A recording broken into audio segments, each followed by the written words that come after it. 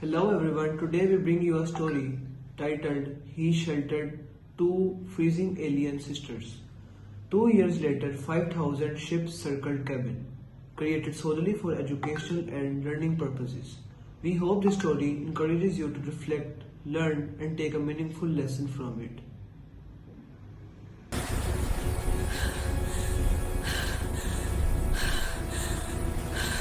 The blizzard had been raging for 3 days when Marcus heard the knocking. At 58, living alone in a cabin 12 miles from the nearest town, he'd grown accustomed to silence. The sound at his door that February night was so faint, he almost missed it over the howling wind. What he found would change everything. Two women stood on his porch, their skin an impossible shade of blue, dusted with snow that seemed to glow in the porch light. The taller one, maybe 25, had silver-white hair pulled high and eyes that held both fear and fierce determination. The younger one, perhaps 20, clung to her sister with lavender hair cascading over her shoulders. They wore thin fabric that offered no protection against the Montana winter. Marcus didn't hesitate. He'd lost his daughter 5 years ago. He knew what it meant to be desperate and alone. "Come in," he said, stepping aside. The sisters stumbled inside, their movements weak. The older one spoke first, her voice melodic despite chattering teeth. "I am Lyria. This is Kessa. We mean no harm." "You'll freeze to death is what you'll do," Marcus said, already pulling blankets from a closet. He built up the fire while they huddled together on his couch. Their blue skin wasn't makeup or paint.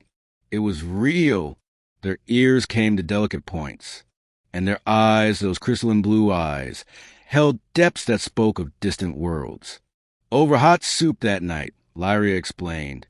They were navigators from a merchant vessel, fleeing from enforcers who wanted them for their rare ability to chart quantum pathways through space. Their ship had crashed in the mountains. They were the only survivors. "We cannot go home," Lyria said quietly. "They will be watching. We will leave when the storm passes. We have endangered you enough." Marcus looked at these two frightened young women, refugees in a strange world, and thought of his own daughter Emily.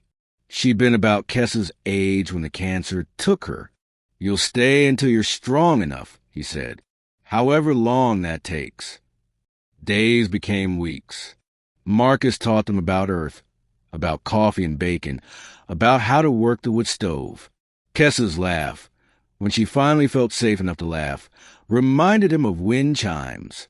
Lyria's cautious smile grew more frequent. They taught him words in their language, showed him star charts that made his head spin, told him stories of worlds with 3 suns and cities that floated on clouds. Winter gave way to spring. The sisters made the cabin come alive again. Kessa planted a garden with seeds Marcus had never used, coaxing impossible vegetables from the Montana soil. Lyria fixed his truck's engine with techniques no mechanic had ever seen. At night, they sat by the fire, 3 people from different worlds who become a family. Marcus felt alive again. The grief that had hollowed him out began to fill with purpose. One evening in late summer, as they watched the sunset paint the mountains gold, Lyria said, "You gave us more than shelter, Marcus. You gave us home." "You gave me that too," he replied. But 2 years of peace couldn't last forever. Marcus woke one October morning to find Lyria and Kessa standing at the window, their faces stricken. He joined them and felt his heart stop. The sky was full of ships. Not hundreds, thousands.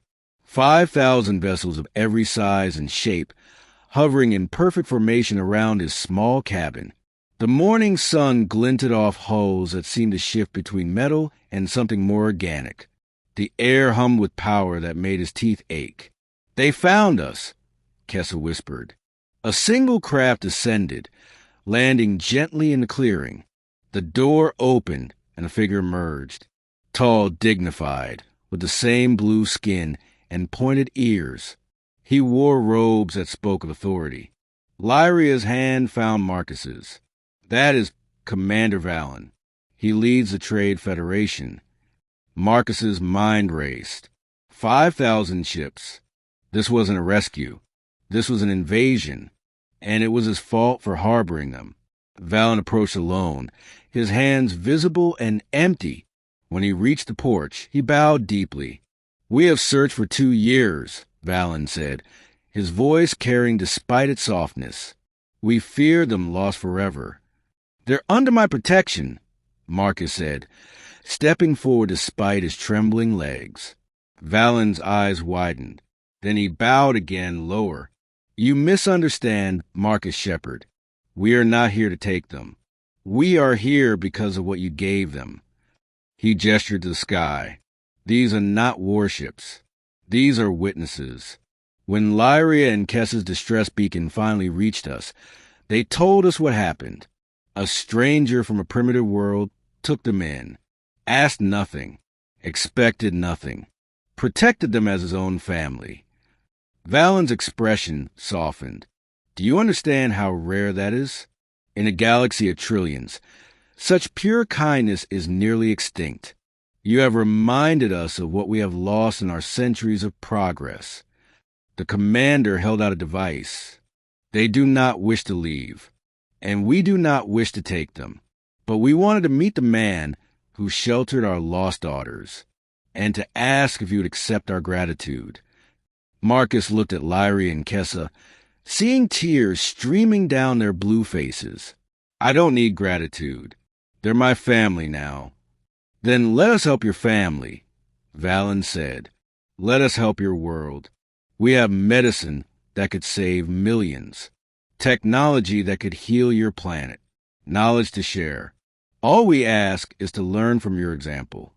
Marcus felt overwhelmed. He was just a lonely man who'd opened his door on a winter night. "I'm nobody special," he said.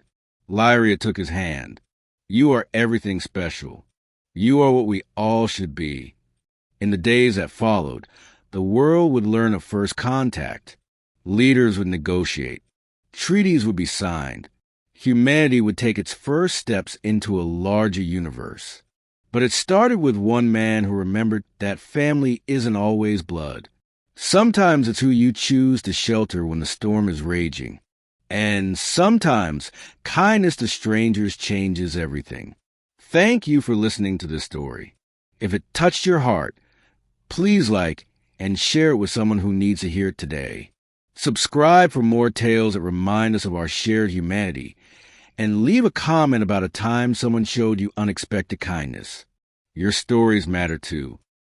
I hope you enjoyed the story. If you enjoyed the story, please like the video, subscribe to the channel, and share your thoughts in the comments below. Your support helps us bring more meaningful and educational stories for you.